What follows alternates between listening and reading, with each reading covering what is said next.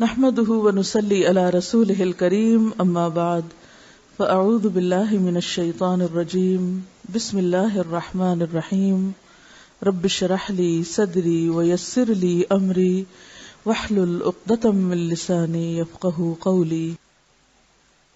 نماز اشراق کا لفظ شرق سے ہے، شین ریقاف، اسی سے مشرق کا لفظ ہے.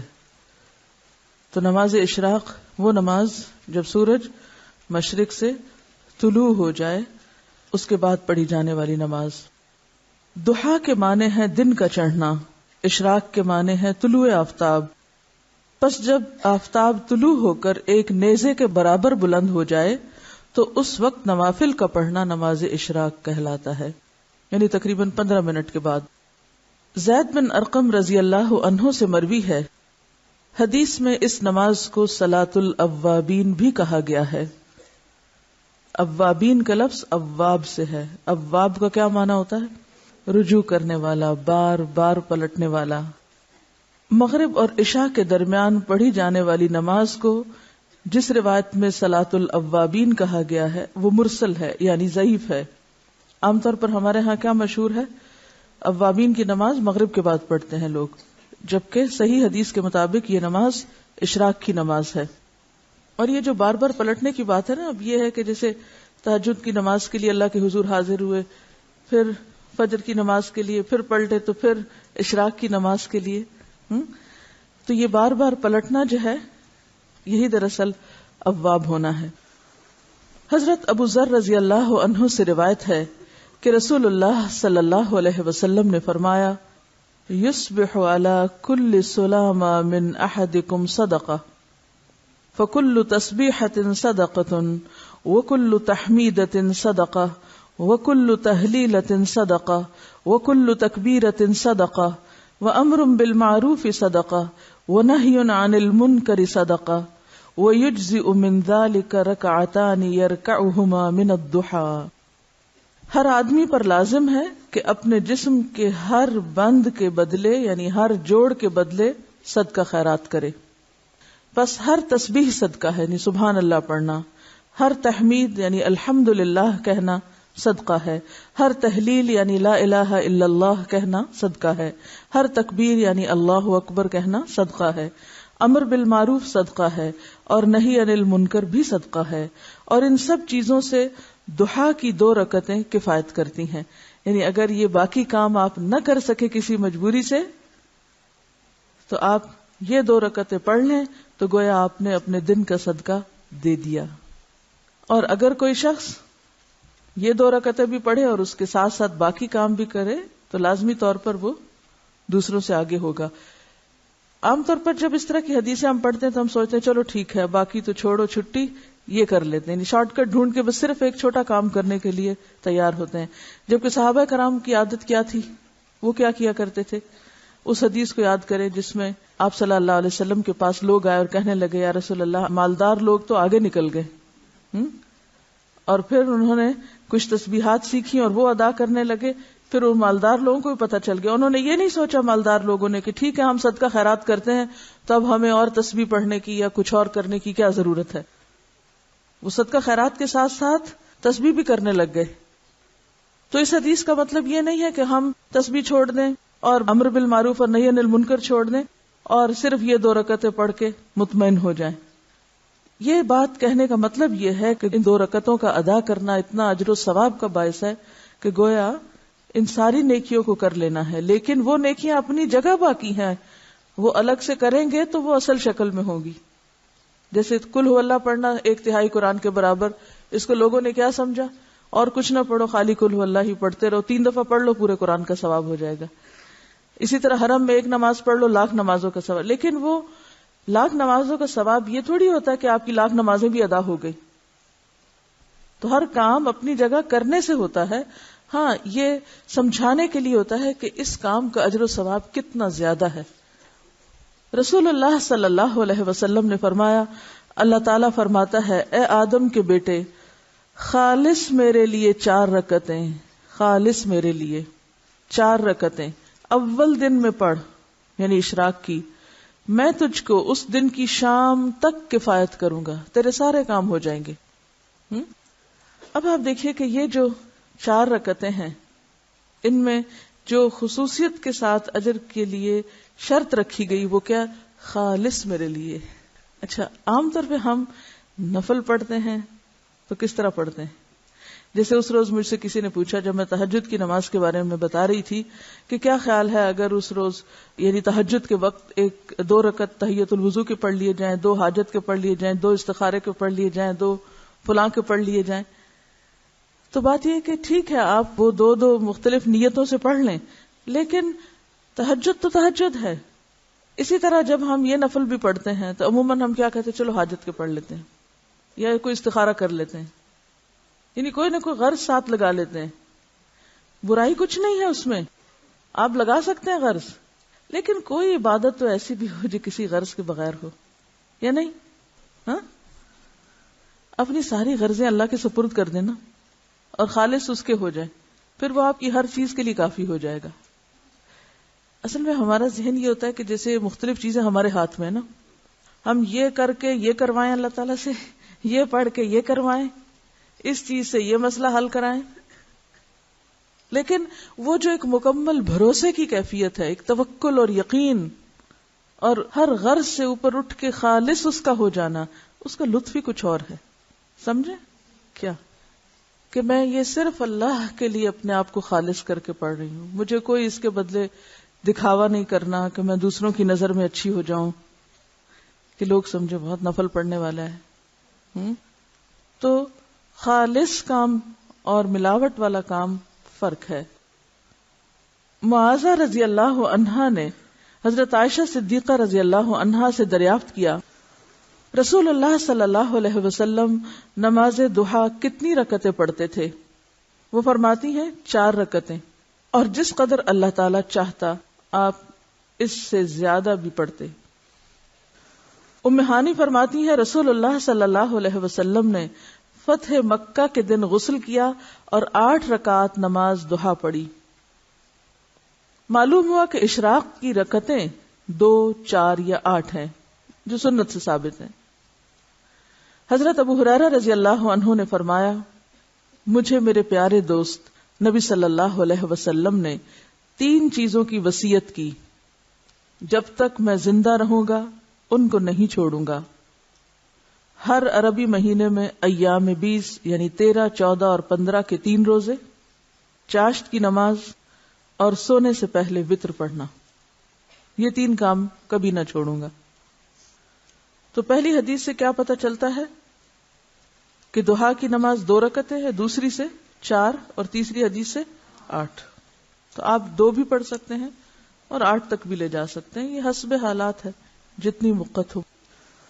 حضرت ابو ہریرہ رضی اللہ تعالیٰ عنہ کی مصروفیت کچھ اور طرح کی تھی، تو تہجد کے لیے نہیں اٹھ سکتے تھے، تو وہ سونے سے پہلے پڑھ لیتے تھے۔ سب کے لیے ہو سکتا ہے۔ اگر آپ تہجد پڑھنا چاہتے ہیں تو پھر تو آپ صبح ہی پڑھیں گے نا، وہ تو الگ مسئلہ ہے۔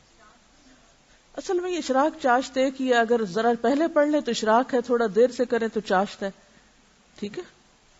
اصل میں وہ صبح کی نماز ہی ہے، ایک طرح سے سورج طلوع ہونے کے بعد کی نماز ہے بیسیکلی۔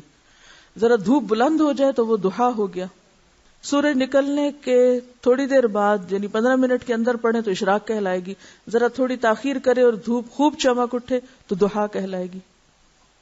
لیکن بیسیکلی ایک ہی نماز ہے، تھوڑا وقت کے آگے پیچھے ہونے سے نام بدل جاتا ہے۔ ان کا سوال یہ ہے کہ کیا اس کے لیے مصلی پہ بیٹھے رہنا ضروری ہے؟ اگر بیٹھے رہیں تو بہت زیادہ ثواب ہے، حج اور عمرے کے برابر ثواب ہے، لیکن اگر نہ بھی بیٹھیں تو اس کا یہ مطلب نہیں کہ آپ اشراق کے لیے دوبارہ نہیں آ سکتے۔ یہ 4 رکعتیں یا 8 رکعتیں 2 کر کے پڑھیں گے، یعنی ہر 2 رکعت کے بعد سلام پھیریں گے۔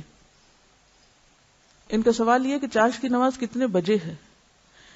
دیکھیے کہ بجے کی حدیث میں کسی بھی نماز کا وقت گھنٹوں کے حساب سے یا بجے کے حساب سے نہیں بتایا گیا، اس میں سورج غروب ہونے کے بعد، سورج طلوع ہونے کے بعد، سورج طلوع ہونے سے پہلے، زوال ہونے کے بعد، دن ڈھلنے کے وقت، اس طرح کے اوقات بتائے گئے ہیں تاکہ دنیا میں آپ کہیں بھی ہو تو سورج کے اتار چڑھاؤ سے، آسمان کی روشنی سے اپنا کیلنڈر اور اپنی گھڑی، یعنی آسمان پر سورج کا نکلنا اور غروب ہونا اور ڈھلنا اور اونچا نیچا ہونا، یہ ایک عالمی کلاک ہے۔ آسمان آپ کے لیے کیا ہے؟ کلاک. اور اس کی سوئی کیا ہے؟ سورج. ٹھیک ہے. تو ساری نمازیں اسی سے کسی نہ کسی طرح جڑی ہوئی ہیں، حتیٰ کہ عشاء کی نماز بھی جب روشنی ختم ہو جائے. ایک بات میں آپ کو پتہ کی بتا دوں دین پر عمل کرنے کے سلسلے میں، جس میں آپ کو بڑی سہولت ہو جائے گی. سمعنا واتعنا. سورج نکلا ہے، ایک نیزے برابر ہوا ہے، پڑھ لو، بس پڑھ لی. 2 4 8 بس ٹھیک ہے. اگر بہت ڈیٹیلز میں جائیں گے، اب اگر اگلا سوال آپ کا یہ ہو کہ صورتیں اس میں کون سی پڑھیں، کتنی طویل ہو، سجدے کتنے ہوں، مشکل میں پڑھتے جائیں گے. سمپلی ایک بات سنیں اور اس کو جتنی سمجھ آتی ہے وہ کر لیں، اور انشاءاللہ اس میں خیر ہوگی. نماز استخارہ کا بیان. جب کسی کو کوئی جائز امر درپیش ہو اور وہ اس میں متردد ہو، اسے کروں یا نہ کروں، یا جب کسی کام کا ارادہ کرے تو اس موقع پر استخارہ کرنا سنت ہے.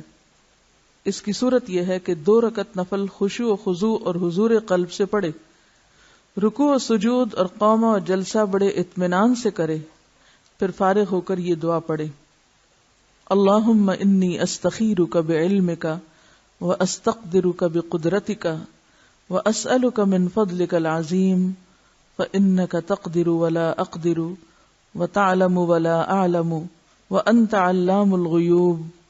اللہم ان کنت تعلم ان هذا الامر خیر لی فی دینی ومعاشی وعاقبت امری فاقدره لی ویسره لی ثم بارک لی فیہ. وَإِن كُنْتَ تَعْلَمُ أَنَّ هَذَا الْأَمْرَ شَرٌّ لِّي فِي دِينِي وَمَعَاشِي وَعَاقِبَةِ أَمْرِي فَاصْرِفْهُ عَنِّي وَاصْرِفْنِي عَنْهُ وَاقْدُرْ لِيَ الْخَيْرَ حَيْثُ كَانَ ثُمَّ رَدِّنِي بِهِ. یا الہی، تحقیق میں اس کام میں تجھ سے تیرے علم کی مدد سے خیر مانگتا ہوں، اور حصول خیر کے لیے تجھ سے تیری قدرت کے ذریعے قدرت مانگتا ہوں، اور میں تجھ سے تیرا فضل عظیم مانگتا ہوں. بے شک تو ہر چیز پر قادر ہے اور میں کسی چیز پہ قادر نہیں. تو ہر کام کے انجام کو جانتا ہے اور میں کچھ نہیں جانتا، اور تو تمام غیبوں کا جاننے والا ہے.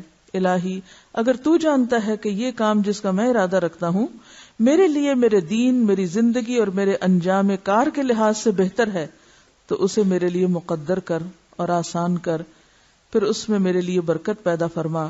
اور اگر تیرے علم میں یہ کام میرے لیے میرے دین، میری زندگی اور میرے انجام کار کے لحاظ سے برا ہے تو اس کام کو مجھ سے اور مجھے اس سے پھیر دے، اور میرے لیے بھلائی مہیا کر جہاں کہیں بھی ہو، پھر مجھے اس کے ساتھ راضی کر دے. نبی صلی اللہ علیہ وسلم نے فرمایا کہ پھر اپنی حاجت بیان کرو، اس وقت ضرورت بتاؤ کہ کیا چاہیے.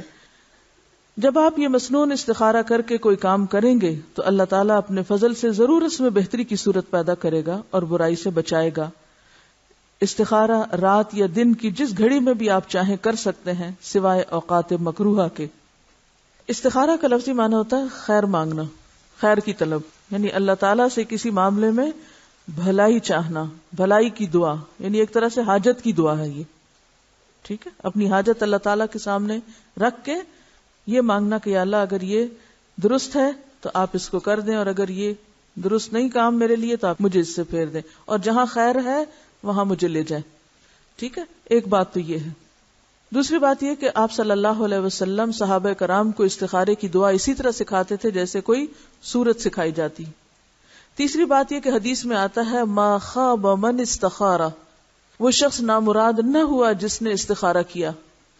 چوتھی بات یہ ہے کہ جن کاموں کا شریعت نے حکم دیا ہے اور جن کا ثواب یا جن کا فائدہ بالکل واضح ہے ان میں استخارے کی ضرورت نہیں ہوتی.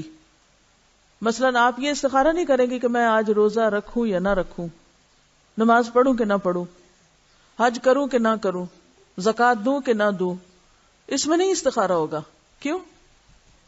استخارہ اس کام میں ہوتا ہے جس میں آپ متردد ہوں. جس کام کا آپ کو حکم مل چکا ہو وہاں استخارہ نہیں کیا جاتا. اس کے ساتھ ساتھ ایک اور اہم بات یہ بھی یاد رہے کہ بعض لوگ خود استخارہ کرنے کی بجائے دوسروں سے کرواتے ہیں، اور یہ روش ایک وبا کی شکل اختیار کر گئی جس نے جگہ جگہ دوسروں کے لیے استخارہ کرنے والے اسپیشلسٹ پیدا کر دیے. حالانکہ اپنے لیے خود استخارہ کرنے کی بجائے کسی اور سے استخارہ کروانا خلاف سنت ہی نہیں کاہن اور نجومی کی تصدیق کرنے کے مترادف ہے، اور یہ انتہائی غلط بات ہے، خصوصاً جبکہ استخارہ کروانے والا استخارہ کرواتا ہی اس نیت سے ہے کہ مجھے ان بزرگوں سے کوئی پکی خبر یا واضح مشاہدہ ملے گا جسے بعد میں وہ من و عن سچا جان کر کسی کام کے کرنے یا نہ کرنے کا فیصلہ کرتا ہے۔ حالانکہ استخارے کے لیے نہ تو یہ لازمی ہے کہ سونے سے پہلے کیا جائے، نہ یہ لازم ہے کہ خواب میں کوئی اشارہ ہو، سیدھی سی بات ہے، ضرورت مند وقتاً فوقتاً استخارہ کرتا رہے حتیٰ کہ اللہ تعالیٰ اس کا سینہ کھول دے۔ مزید تسلی چاہتا ہے تو کسی اچھے شخص سے مشورہ کر لے، پھر جو کام کرے گا اللہ تعالیٰ اس میں بہتری کی صورت پیدا کر دے گا۔ تو استخارہ ایک طرح سے اللہ تعالیٰ سے مشورہ بھی ہے، حاجت کی دعا بھی ہے، یہ کسی سے کروانے والا کام نہیں۔ اور اگر کوئی یہ کہ میں نے تمہارے لیے کیا اور میں نے یہ خواب دیکھا ہے اور تم یہ کام اب کر لو، تو یہ ایسے ہی جیسے کوئی نجومی آپ کو خبر دے رہا ہو کہ یہ کام تمہارے حق میں بہتر ہے یا نہیں، یا کوئی حساب کتاب لگانے والا آپ کو لگا کے بتائے کہ ہاں یہ کاروبار آپ کریں یا اس میں فائدہ ہوگا یا نہیں ہوگا۔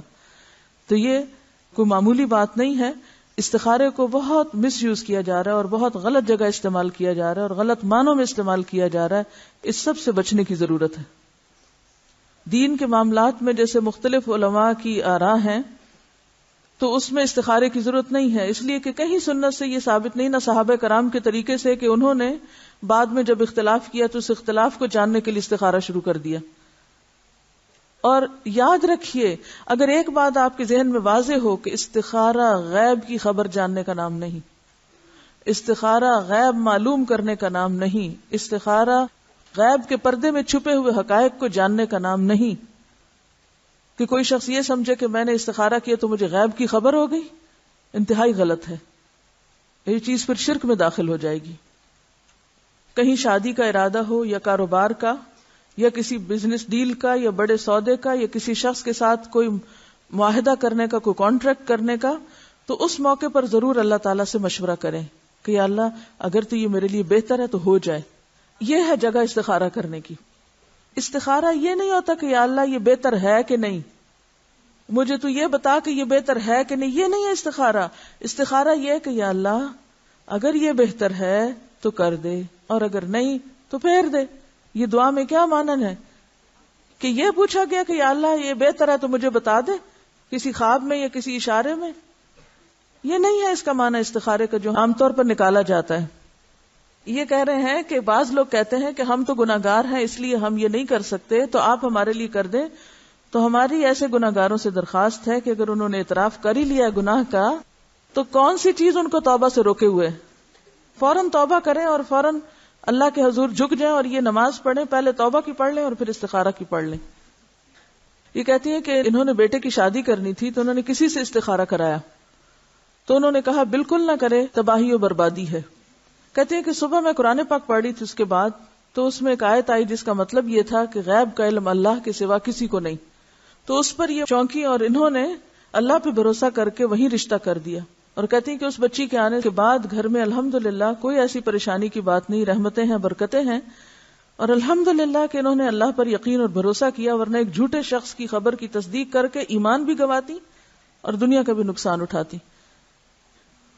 کسی سے یہ پوچھنا کہ مجھے استخارہ کر کے بتائیں کہ یہ کام ٹھیک ہے کہ نہیں، یہ غیب معلوم کرنے کی کوشش کرنا ہے جو کہ شرک میں داخل ہو جاتا ہے۔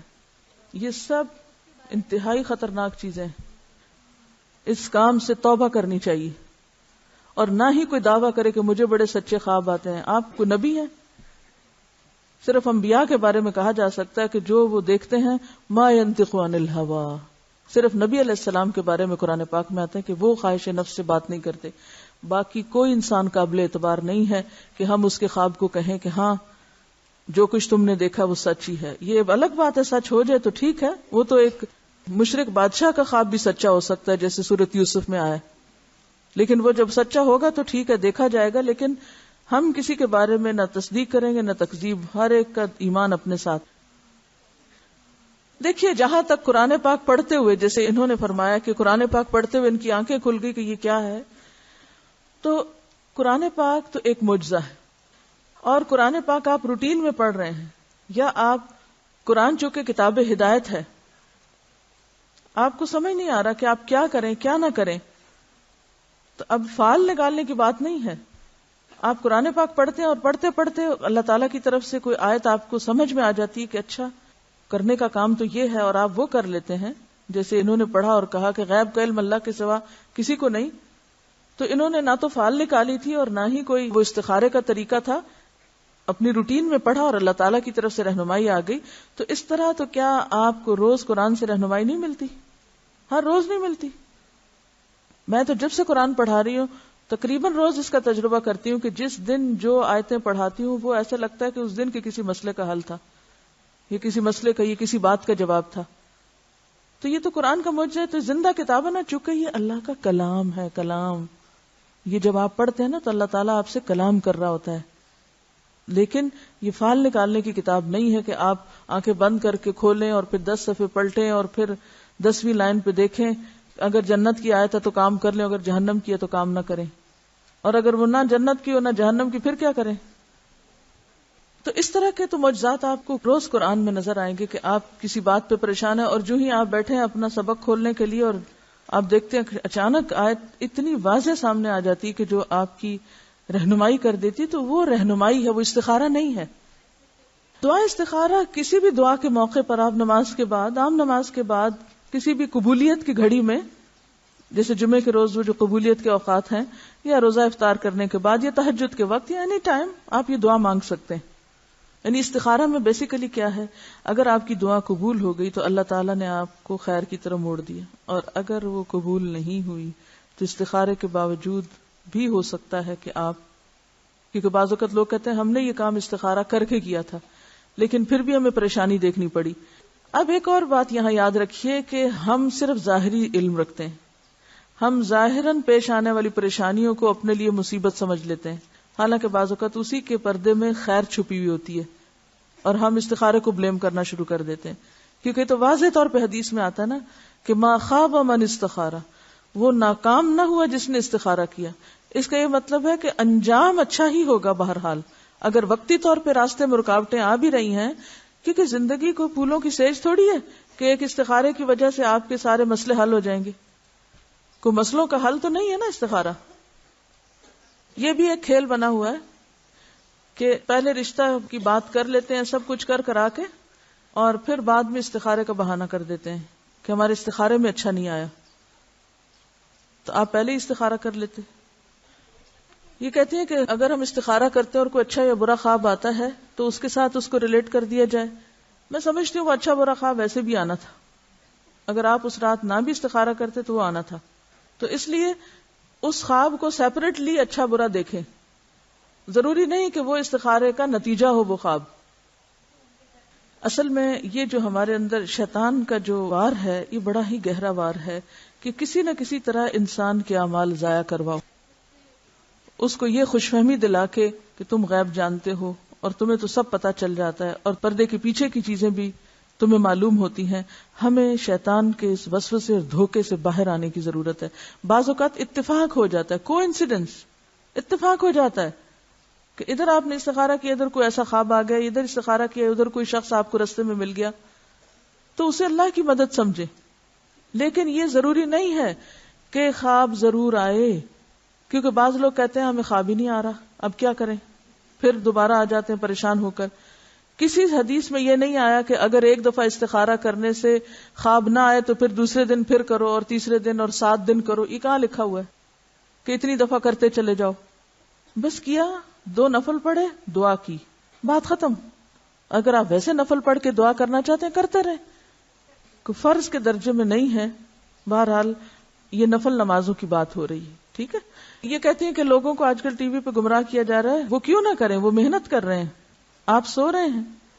جن کے پاس اچھے نظریات ہیں، صحیح علم ہے، وہ تو عافیت کی زندگی گزار رہے ہیں. ہمیں پتہ چل گیا، خوش ہیں، ہمارے لیے کافی ہے. عوام جو کر رہے ہیں وہ انتہائی غلط کر رہے ہیں، اور فلاں بھی برا کر رہا ہے، اور فلاں، یہ تبصرہ کر کے پھر ہم اطمینان سے بیٹھ جاتے ہیں. ہم میں سے کتنے لوگوں نے کوشش کی کہ ہم ایک غلط چیز کی جگہ ایک صحیح چیز لے آئیں؟ کیا ایسا کرنا محض آرزوؤں اور تمناؤں سے ہو جاتا ہے؟ اگر آپ چاہتے ہیں کہ ٹیلی ویژن پر ایک خرابی ختم کی جائے، اس کا حل کیا ہے؟ ایک جلوس نکالیں، اخبار میں ایک بیان دیں، شور مچائیں، اپنی مجلسوں میں بیٹھ کے ان کو برا بھلا کہا کریں، مسئلہ حل ہو جائے گا؟ کیا کرنا ہوگا بتائیے مجھے، کیا کرنا ہوگا؟ اس سے بہتر پروگرام تیار کر کے دینا ہوگا، اس سے بہتر پروگرام تیار کر کے دینا ہوگا۔ ایک پروگرام کی تیاری میں کتنا وقت لگتا ہے پتہ ہے آپ کو؟ کتنی محنت کرنی پڑتی، کتنے اس میں فنڈز چاہیے ہوتے ہیں، کتنے وسائل چاہیے ہوتے ہیں، کتنا خون جلانا پڑتا ہے۔ جو لوگ یہ پروگرام تیار کرتے ہیں کبھی جا کے ان سے ملاقات کیجئے اور پتہ کیجئے کہ ان کی زندگی کیا زندگی ہے۔ وہ رات رات بھر کام کرتے ہیں، بعض اوقات ہم رات رات بھر سوتے ہیں اور سویرے اٹھ کے تبصرے فرماتے ہیں اخبار پڑھ کے، یہ بھی برا اور وہ بھی برا۔ یہ تو حل نہیں ہے مسائل کا۔ آپ دیکھیے کہ نبی صلی اللہ علیہ وسلم شعر سنتے بھی تھے، شاعر کو انعام بھی دیتے تھے۔ جب حج ہوتی تھی حسان بن ثابت کو خود کہتے تھے جواب دو، اور دعا کرتے تھے ان کے لیے اللہم ایدہ بروح القدس۔ اور پھر مسجد نبوی میں سنے جاتے تھے شعر۔ عربوں میں کوئی بات اگر جزیرۃ العرب میں عام کرنی ہوتی تھی تو شاعر کی زبان سے کہلوا کے عام کر دی جاتی تھی، پھر وہ بندے بندے تک پہنچ جاتی تھی۔ شعر و شاعری اس دور کی صحافت تھی، میڈیا تھا۔ آپ نے اس کو کنڈیم نہیں کیا، یہ ضرور کہا کہ خراب شعر جو ہیں ان کا کیا نقصان ہے، کہ ایک شخص اپنے پیٹ کو پیپ سے بھر لے، سے بہتر ہے کہ وہ ایسے غلط شعر جو ہے ان کو یاد رکھے۔ ٹی وی کیا ہے؟ ایک آلہ ہے، آپ چاہیں تو اس کو اچھی طرح استعمال کر لیں، چاہیں تو اس کو جیسے ہو رہا ہے پھر چھوڑ دیں۔ ہمارے ٹی وی بند کرنے سے، چلو ہم اپنے گھر میں تو بند کر لیں گے، ٹھیک ہے، ایک حل ہم نے اپنے لیے سوچ لیا، یا خریدیں گے نہیں یا نکال کے باہر ڈال دیں گے، کیا معاشرے کا مسئلہ حل ہو جائے گا؟ جب تک آپ اس پر کوئی بہتر چیز نہیں دیں گے، لیکن اس طرف ہماری توجہ ہی نہیں۔ ان کا کہنا یہ ہے کہ بعض لوگوں کو یہ شکایت ہوتی ہے کہ ہم نے استخارہ بھی کیا اور کام غلط ہو گیا، تو اس کی کیا وجہ؟ اس کی بنیادی وجہ یہ کہ انہوں نے استخارے کا مطلب ہی نہیں جانا، وہ استخارے کا اصل مفہوم اور روح ہی نہیں جانتے۔ وہ استخارے کو ایک من مانی چیز بنائے ہوئے ہیں، جب مرضی کے خلاف کچھ ہو جاتا ہے تو پھر استخارے کو بلیم کرتے ہیں۔ چلیے آگے چلتے ہیں۔ نماز تسبیح، کئی دن سے سوال لکھا ہوا آ رہا تھا، تسبیح نماز کا بتائیے۔ ایک تو علم سیکھنے میں صبر بھی نہیں ہے ہمارے پاس، اور یہ بھی تکلیف نہیں کرتے کہ کتاب پاس ہے خود ہی پڑھ لیں، آگے تھوڑی دیکھنا ہے ہم نے۔ جب تک سپون فیڈنگ نہ ہو ہمیں کوئی بات نہیں سمجھ آتی۔ نماز تسبیح یہ بھی ان مسائل میں سے ہے جن پر عام طور پر دینی طبقہ بڑے جھگڑے کرتا رہتا ہے اور ایک دوسرے کے خلاف بیان بازی اور فتویٰ سازی کرتا رہتا ہے۔ تو آئیے دیکھتے ہیں کہ اس کی کیا حقیقت ہے۔ عبداللہ بن عباس رضی اللہ عنہ سے روایت ہے، نبی صلی اللہ علیہ وسلم نے عباس بن عبد المطلب رضی اللہ عنہ سے فرمایا، یا عباس یا اماہ الا اعطیک الا امنحک الا احبوک الا افعل بک 10 خصال اذا انت فعلت ذلك غفر اللہ لك ذنبك اولہ وآخرہ قدیمہ وحدیثہ خطأہ وعمدہ صغیرہ وکبیرہ سرہ وعلانیتہ 10 خصال ان تصلی 4 رکعات تقرأ في كل ركعة فاتحة الكتاب وسورة فإذا فرغت من القراءة في أول ركعة وأنت قائم قلت سبحان الله والحمد لله ولا إله إلا الله والله أكبر 15 مرة ثم تركع فتقولها وأنت راكع 10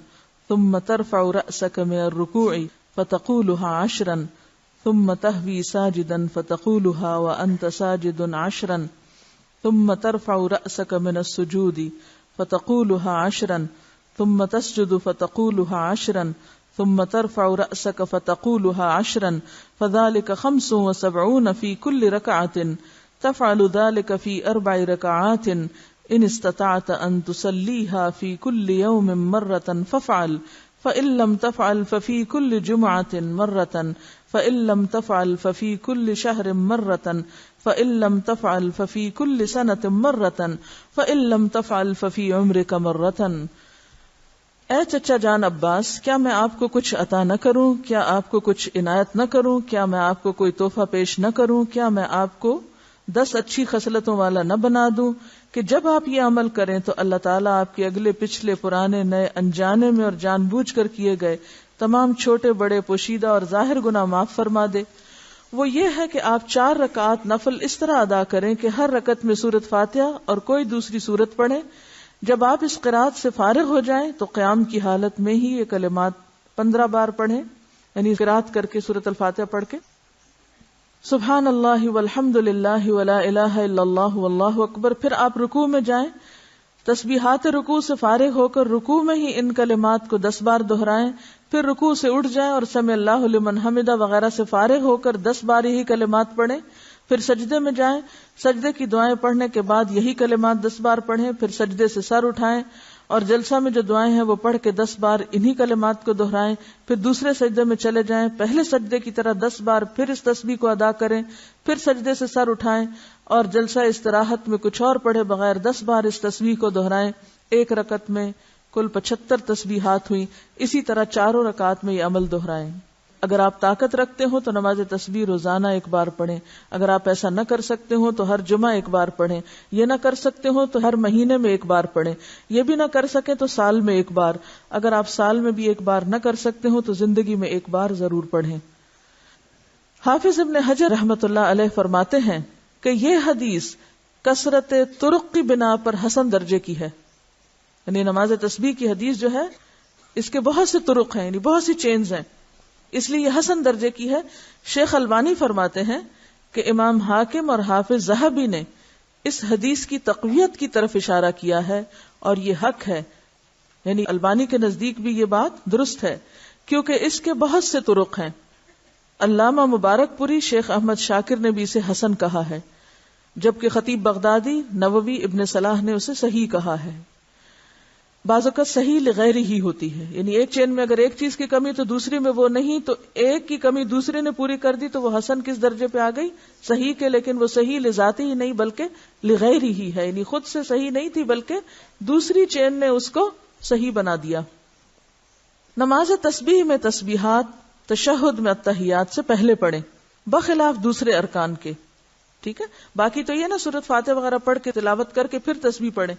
اسی طرح سجدے کی تسبیح پڑھ کے پھر یہ تسبیحات پڑھیں، سمع اللہ لمن حمدہ کہہ کے پھر تسبیحات پڑھیں، سجدے کی تسبیح پڑھ کے پھر یہ تسبیحات پڑھیں. اسی طرح دوسرے سجدے سے اٹھ کے پڑھ کے پھر اٹھیں. لیکن تشہد میں آپ کیسے پڑھیں؟ تشہد سے پہلے بخلاف دوسرے ارکان کے. نماز تسبیح کے بعد پڑھی جانے والی دعا کی سند سخت ضعیف ہے. معلوم نہیں وہ کون سی دعا ہے، میرے علم میں تو نہیں. بہرحال جو بھی لوگ کو خاص دعا پڑھتے ہیں وہ ضعیف ہے. اس کے راوی عبد القدوس بن حبیب کو حافظ ہیثمی نے متروک اور عبداللہ بن مبارک نے کذاب کہا ہے. یاد رہے کہ اس حدیث شریف میں نماز تسبیح کو باجماعت ادا کرنے کا ذکر نہیں ہے.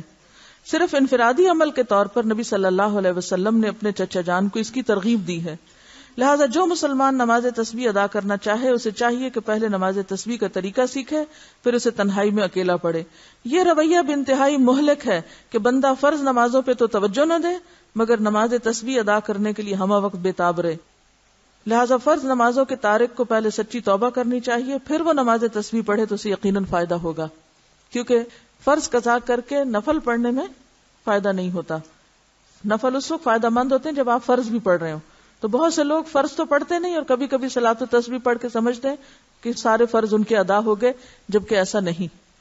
فرض اپنی جگہ فرض ہے. ٹھیک ہے. کسی نے مجھ سے اس پہ بات کی کہ آپ کیوں اجازت دیتی ہیں لوگوں کو تسبیح نماز پڑھنے کی؟ تو اس میں نے ان سے کہا کہ حدیث کے اس طرح روایات یعنی چین موجود ہیں، اور میں نے کچھ میرا خیال ہے 10 12 13 سال پہلے ان روایتوں کو بھی جمع کیا تھا. یعنی یہ جو ابو داؤد کی روایت ہے نا، تو ابو داؤد کی ایک شرح ہے عون المعبود. تو یہ جو شروحات ہوتی ہیں نا حدیث کی کتابیں، جیسے بخاری کی فتح الباری ہے، تو جب آپ کسی حدیث کی شرح وہاں پڑھتے ہیں تو اس میں آپ کو دوسرے طرق بھی مل جاتے ہیں، یعنی آپ کو اور چینز بھی مل جائیں گی کہ یہ حدیث ان الفاظ کے ساتھ فلاں نے روایت کی، اس کے ساتھ فلاں نے کی، فلاں نے تو عون المعبود میں اس کی جو باقی چینز تھی وہ موجود تھی. وہ میں نے اپنی ڈائری پر ایک نوٹ کر لی، جب کبھی مجھ سے کوئی سوال کرتا تو بتا دیتی. تو مجھ سے کسی نے حجت کی، ٹھیک ہے آپ نے حضرت عباس کو بتائی تھی، خود تو نہیں پڑھی تھی. مجھے یہ بتائیے کہ کیا آپ کا بتانا کافی نہیں؟ یہ کوئی دلیل ہے؟ دوسری بات یہ کہ بعض اوقات جماعت سے بھی لوگوں نے پڑھی، اور جن پڑھانے والوں میں میں خود بھی شامل تھی، اگرچہ اب میں اس کو بہت عرصے سے بالکل ترک کر چکی ہوں، کیونکہ افضل یہی ہے کہ جماعت سے یہ چونکہ نہیں پڑھنے کو کہا گیا تو نہ پڑھی جائے، اگرچہ کئی نفل نمازیں جماعت سے بھی پڑھی جاتی ہیں جس میں نماز تراویح بھی ہے اور کچھ اور، لیکن اس کے باوجود کہ جماعت سے اس کا بہت اہتمام کرنا جو ہے ایک نئی بدعت کو رواج دینے کے مترادف ہو جائے، کیونکہ لوگ اس میں پھر خود نہیں گن سکتے، نہیں پڑھ سکتے، تو بعض اوقات وہ آسانی سمجھتے کہ چلو، اور بعض لمبی نماز اکیلے پڑھنے مشکل ہوتی، سب کے ساتھ مل کے پڑھنے. تو اس کے لیے بھی جس کو سامنے رکھ کے میں عمل کرتی تھی وہ یہ کہ نفل نماز چونکہ جماعت سے پڑھی گئی ہے، اور یہ بھی ایک نفل نماز ہے، تو کوئی حرج نہیں اگر کوئی جماعت سے بھی پڑھ رہا ہے، لیکن پھر بھی بہتر یہی ہے کہ آپ الگ پڑھیں، اور کم از کم مجھ جیسے لوگ اس چیز کو اتنی ہوا نہ دیں. جب تک اس بات کا مجھے نہیں علم تھا کہ زیادہ پسندیدہ یہ ہے، اس وقت تک میں خود اس کو جماعت سے پڑھاتی بھی رہی ہوں اور پڑھتی بھی رہی ہوں. تو افضل کیا ہے؟